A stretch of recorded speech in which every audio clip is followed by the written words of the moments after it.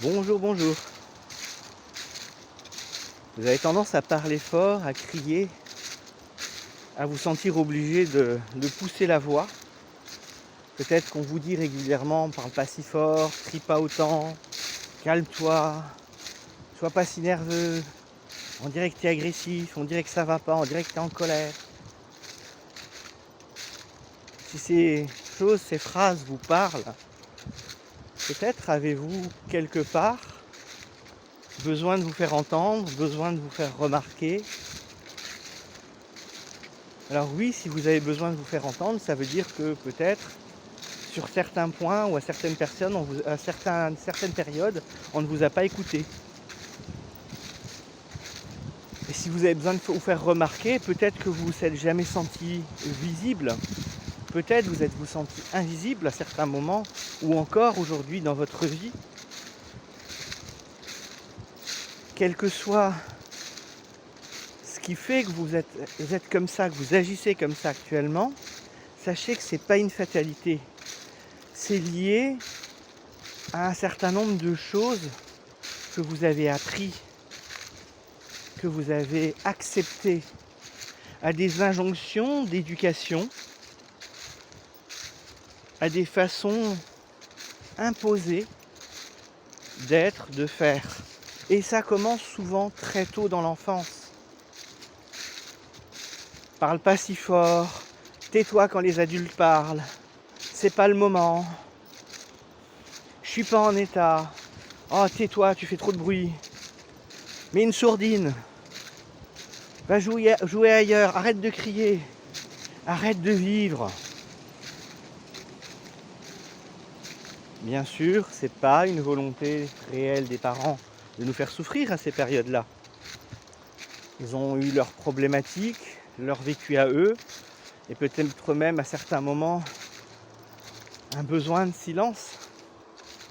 Simplement la manière dont vous avez vécu cette période, la manière dont vous avez vécu ces injonctions, ces engueulades, cette éducation, va complètement changer la donne et la manière dont vous vivez maintenant et dont vous allez continuer à vivre s'il n'y a pas quelque chose qui change.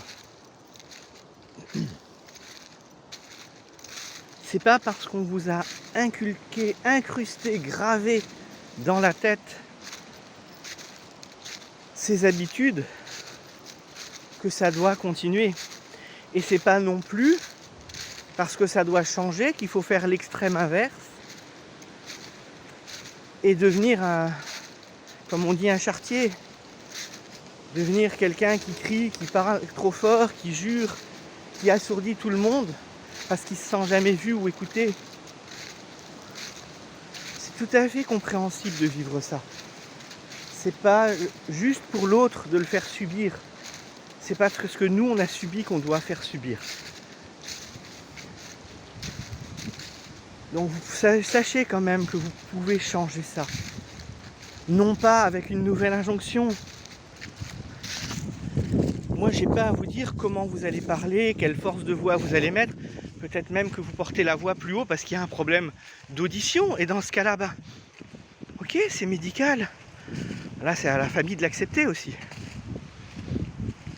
Non, le souci ici, c'est simplement que si vous êtes dans ces schémas-là, c'est que vous êtes toujours dans un trauma ou une blessure d'enfance, ou plusieurs.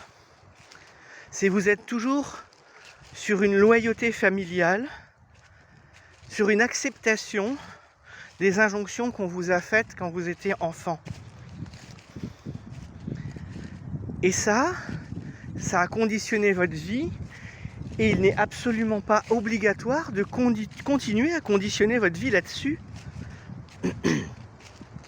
Quand on travaille sur ces choses-là, quand on revient sur ces choses du passé, on n'a pas besoin de modifier son comportement consciemment, puisqu'une fois que c'est guéri, le comportement lui-même va changer.